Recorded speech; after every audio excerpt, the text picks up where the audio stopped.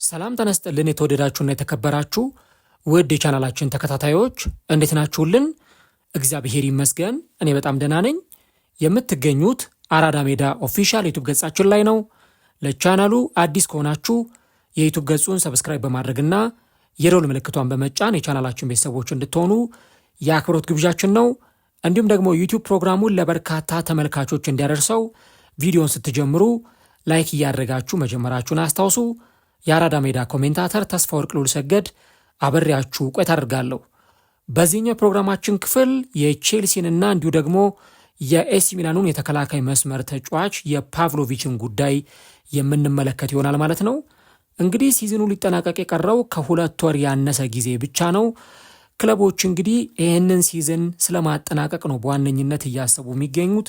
ሲዝኑ ከመጠናቀቁ በፊት ምን አይነት ውጤት ማስመዝገብ አለብን የሚለውን ትኩረት ሰጥተው እየሰሩበት ይገኛሉ። ከዛ ባለፈ ግን በሚቀጥለው ዓመት ደግሞ ክለባችን እንዴት መጠናከር አለበት የሚል ትልቅ የቤት ስራ ይዘው አንዳንድ ክለቦች ገና ካሁኑ መንቀሳቀስ ጀምረዋል ማለት ነው።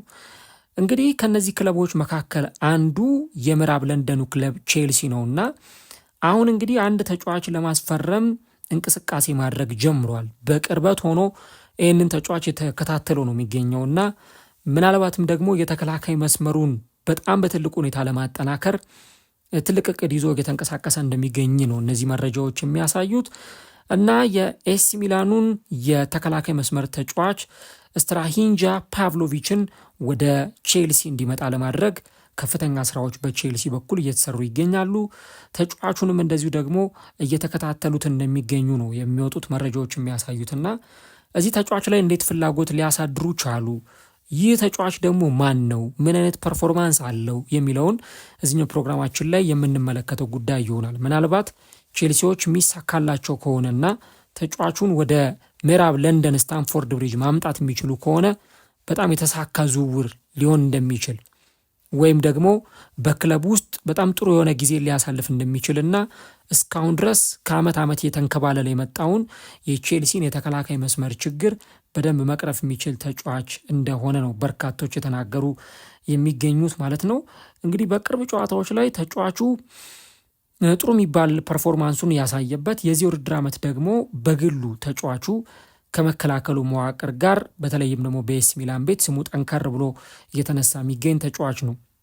በእርግጥ ከዛው ከጣሊያን ሴሪዬ ቼልሲ ባለፈው ዓመት የኤሲ ሚላኑን ግብ ጠባቂ ማይክ ሜኞን ለማስፈረም እንቅስቃሴ ሲያደርግ ነበር። ነገር ግን ተጫዋቹ ላይ የተለጠፈው ገንዘብ ቼልሲዎች በኋላ ላይ በዝውውሩ ገፍተው እንዳሄዱ እንዳደረጋቸው ይታወቃልና አሁንም በእርግጥ እዚህ ተጫዋች ላይ የሚጠራው ገንዘብ ከፍተኛ ነው ወይ የሚል ጥያቄ መነሳቱ አይቀርም። በእርግጥ ቼልሲ የሚጠየቀው ምናልባት እስከ 35 ሚሊዮን ፓውንድ ድረስ ብቻ ሊሆን ይችላል። ያ ማለት በጣም ዝቅተኛ ወይም አነስተኛ የሚባል ዋጋ ነው። ስለዚህ ይህንን ተጫዋች በጣም በጥሩ ሁኔታ በቀላሉ ሊያገኙ የሚችሉበት እድል እንዳለ ይታመናል። ነገር ግን ደግሞ ይህንን የተከላካይ መስመር ተጫዋች በዛ ላይ ደግሞ ለቡድኑ ትልቅ አገልግሎት መስጠት የሚችል ተከላካይ ነውና እንግዲህ ተጫዋቹን ለማምጣት ነው አሁን በቼልሲዎች በኩል ከፍተኛ ጥረት እየተደረገ የሚገኘው ማለት ነው። እንግዲህ በዚህ ዓመት እንደምታውቁት ቼልሲ ሲኒየር የሚባል የተከላካይ መስመር ተጫዋች ሳያስፈርም ነው ሲዝኑን የጀመረው ማለት ነው። እንግዲህ እንደምታስታውሱት በዚህ ዓመት ሌቫይ ኮልዊል ሲዝኑ ሊጀመር ሲል ከተጎዳ በኋላ ቼልሲዎች ተጫዋች ለማስፈረም ያን ያህል ጥረት አላደረጉም። ምናልባት ዮረል ሃቶን ወደ ክለቡ እንዲመጣ አድርገዋል። ግን ዮረል ሃቶ ደግሞ በዛ ደረጃ በጣም ይሄ የሚተማመኑበት አይነት ተጫዋች አይደለም። ገና ፕሮሚሲንግ ታለንት ያለው ልጅ ነው። ለወደፊቱ በቼልሲ ፕሮጀክት ውስጥ ለመጪዎቹ 10 ዓመታት ታስቦ የመጣ ተጫዋች ነው እንጂ አሁን ወዲያውኑ ወደ ሜዳ ገብቶ ከሳምንት ሳምንት የሚሰለፍ ተጫዋች አይደለም። ነገር ግን እንዲህ አይነቱ ተከላካይ ደግሞ ለቼልሲ በጣም ያስፈልገዋል። አሁን ይህ ስትራሂንጃ ፓቭሎቪች የተባለው ሰርቢያዊ ተከላካይ 24 ዓመቱ ላይ ነው የሚገኘው። በጣም ግዙፍ ነው። 1 ሜትር ከ94 ሴንቲሜትር ይረዝማል ተጫዋቹ። ከዚህ በፊት ለበርካታ ክለቦች ተጫውቶ አሳልፏል። ለፓርቲዚያን፣ ለሞናኮ እንዲሁ ደግሞ ለባዘል፣ ለሬድቡል ሳልዝበርግ ተጫውቶ አሳልፏል። በተለይ ደግሞ በሬድቡል ሳልዝበርግ ከነበረው ቆይታ በኋላ ነው ኤሲ ሚላንን የተቀላቀለው። እንዲሁ ደግሞ ለሰርቢያ ብሔራዊ ቡድንም ከ2020 ጀምሮ በርካታ ጨዋታዎችን ያደረገ ተጫዋች ነውና ያለው ልምድ ቀላል የሚባል አይደለም። ወይም ደግሞ ገና ጀማሪ ተጫዋች አይደለም፣ በደንብ ልምድ ያለው ተጫዋች ነውና ይህንን ተጫዋች እንግዲህ ቼልሲ ለማስፈረም እንቅስቃሴዎችን እያደረገ ይገኛል ማለት ነው። ለምሳሌ ይሄ ተጫዋች በዚህ ዓመት አንዱ ካሳያቸው ኳሊቲዎች መካከል ፊዚካሊቲ ወይም ጥንካሬውና ሴት ፒሶችን በመከላከልና ሴት ፒሶችን በማጥቃት ላይ ያለው አፈጻጸም ነው። ቼልሲ እንደምታውቁት ዘንድሮ የቆመ ኳስ በቀላሉ የሚቆጠርበት ቡድን መሆኑን እየተመለከት እንገኛለን። እንደው የቅርብ ጨዋታዎቹን እንኳን ማሳያ ብናደርግ ከበርንሌ ጋር በተደረገው ጨዋታ ላይ የቆመ ኳስ ሲቆጠርበት ተመልክተናል። ከአርሰናል ጋርም በተደረገው ጨዋታ ላይ በተመሳሳይ 2 የቆሙ ኳስ ጎሎች ሲቆጠሩበት ተመልክተናል። ስለዚህ ቼልሲ የቆመ ኳስ መከላከሉ በጣም ክፍተት እንዳለበት ይህ ነገር የሚያሳብቅ ነው ማለት ይቻላል። እና ታዲያ ያንን የቆመ ኳስ ችግርም ሊፈታላቸው የሚችል ተጫዋች እንደሆነ ነው በርካቶች የሚናገሩት። ይህ ሰርቢያዊ ግዙፉ ተከላካይ በተለይም ደግሞ የቆሙ ኳሶችን በመከላከልም በማጥቃትም ረገድ ጥሩ ብቃት ያለው ተጫዋች ነው ይላሉ። ተጫዋቹን ሜዳ ላይ ሲጫወት ከሚያሳየው ፐርፎርማንስ አንጻር አናላይዝ ያደረጉት ወይም የገመገሙት ሰዎች ማለት ነው። ስለዚህ ፓቭሎቪች በቼልሲ የተፈለገበት አንዱ ምክንያት የቼልሲን የቆመ ኳስ ችግር ለመቅረፍ ይረዳል ተብሎ የመጣ ተጫዋች ነው። በዛ ላይ ፊዚካሊቲው በጣም ጠንካራ ነው። ተጫዋቾችን የማያሳልፍ አይነት፣ ከዚህ በተጨማሪ ደግሞ በፊዚካሊቲ ከአጥቂዎች ጋር በደንብ ተገዳድሮ መጫወት የሚችል ተጫዋች ነው እና ቼልሲ ይህንን ተጫዋች የፈለገበት አንዱ ምክንያት ይሄ ነው ማለት ይቻላል። ሌላኛው ደግሞ ተጫዋቹ በአንድ ጨዋታ ላይ ያለው ፐርፎርማንስ ራሱ ይሄ ዲፌንሲቭ ፕሮሱ በጣም ከፍተኛ ነው። ለምሳሌ በአንድ ጨዋታ ላይ በአማካይ 1.5 ታክል ይወርዳል። ያ ማለት ቢያንስ 2 ታክል ተጫዋቹ የሚወርድበት እድል አለ። አንድ ግዴታ ነው፣ ግን ደግሞ 2 ታክል የሚወርድበት እድል አለ። ከዚህ በተጨማሪ በአንድ ጨዋታ ላይ በአማካይ 3 ኳሶችን ክሊር ያደርጋል ወይም ደግሞ ያርቃል፣ ከግብ ክልሉ ያወጣል ማለት ነው። ስለዚህ ይሄም ጥሩ የሚባል ቁጥር ነው። ምክንያቱም በእንዲህ አይነት ሰዓት ላይ ደግሞ በተለይም ደግሞ ክለቡ ኳስ በሚነጠቅበት በሚከላከልበት ጊዜ እንዲህ አይነት የመከላከል ፐርፎርማንስ ማሳየት አንዱ ለቼልሲ ተጫዋቹ የሚጠቅምበት መንገድ ሊሆን ይችላል ተብሎ ይታሰባል። ሌላኛው ደግሞ ተጫዋቹ የመከላከል ቀጠናውን ወይም ደግሞ የዲፌንሲቭ ሰርዱን በደንብ መከላከል፣ ኮማንድ ማድረግ፣ መምራት የሚችል ተጫዋች ነው። በቼልሲ በኩል የተፈለገውም አንዱ በዚህ ምክንያት ነው።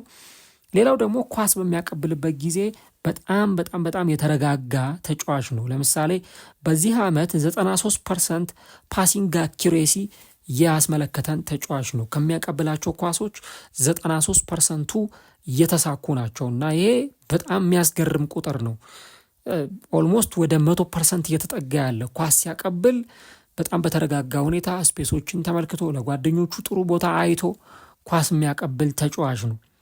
ይህ በእንዲህ እንዳለ ደግሞ ኳስ ከማቀበል ብቃቱ ደግሞ ባሻገር ተጫዋቹ በዚህ ዓመት 1160 የተሳኩ ኳሶችን መቀባበል ችሏል እና ያን እንግዲህ በተለይም ደግሞ በዚህ በተጫዋቹ በኩል የሚነሳለት ነገር ነው። ቅድም እንዳልኩት ተጫዋቹ በተለይም የግንባር ኳሶችን በደንብ መጠቀም ይችላል፣ የቆሙ ኳሶችን መጠቀም ይችላል።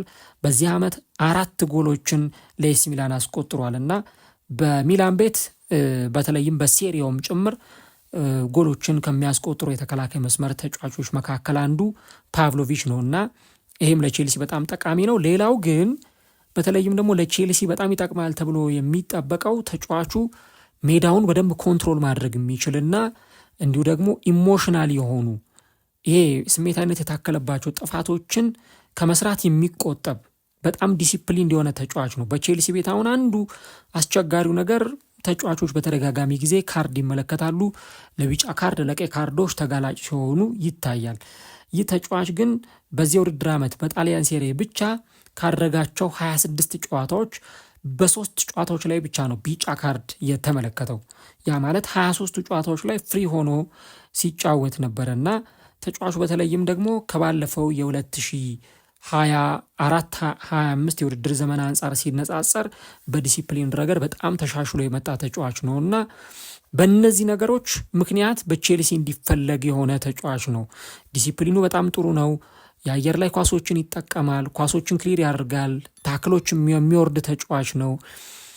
ዲፌንሲቭ ሰርዱን በደንብ ይከላከላል። ከዚህ በተጨማሪ ደግሞ ጎሎችንም በአስፈላጊ ሰዓት የሚያስቆጥር ተጫዋች ነው። ፊዚካሊቲው ጠንካራ ነው። እንደምታዩት በጣም ግዙፍ ተጫዋች ነው እና በእነዚህ ምክንያቶች እንግዲህ ቼልሲ ተጫዋቹን እንዲፈልገው ምክንያት እንደሆኑ ነው እየተነገረ የሚገኘው ማለት ነው።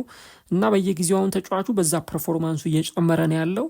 ከዚህ በተጨማሪ ደግሞ አሁን ያለበትን እድሜ ስትመለከቱት 24 ዓመቱ በጣም ገና ነው። ቢያንስ ከዚህ በኋላ 7-8 ዓመት በጣም በጥራት መጫወት የሚችል ተጫዋች ነው እና ቼልሲ ደግሞ ብዙ ጊዜ እንደምታውቁት ተጫዋች ሲያስፈርሙ ለ7 ዓመት ለ8 ዓመት ሁሉ ተጫዋቾችን ሊያስፈርሙ ይችላሉ እና ይህንን ስትራሂንጃ ፓቭሎቪች የተባለውን ተጫዋች የኤሲ ሚላንን ጨዋታ ስትመለከቱ ሁልጊዜ እዩት። በጣም የሚያስደንቅ ጥሩ የተከላካይ መስመር ተጫዋች ነው እና ምናልባት ወደ ቼልሲ መጥቶ ከነ ፎፋና ጋራ ጥሩ ጥምረት ሊያደርግ ይችላል የሚል አመኔታ አለ።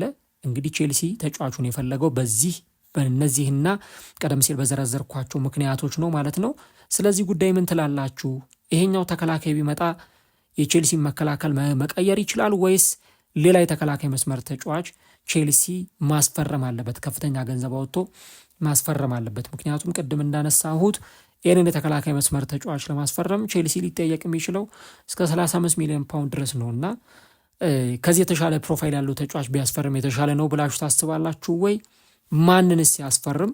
ኮሜንት ላይ ሀሳቦቻችሁን ጻፉልን። ነገር ግን ቼልሲ አሁንም ይህንን ተጫዋች በደንብ እየተከታተለው ነው የሚገኘውና ምናልባትም ደግሞ በመጪው ክረምት ሊያስፈርማቸው ከሚችሉ የተከላካይ መስመር ተጫዋቾች መካከል አንዱ ይህ ሰርቢያዊው የኤሲ ሚላን የመሃል ተከላካይ ስትራሂንጃ ፓቭሎቪች ነው ማለት ነው።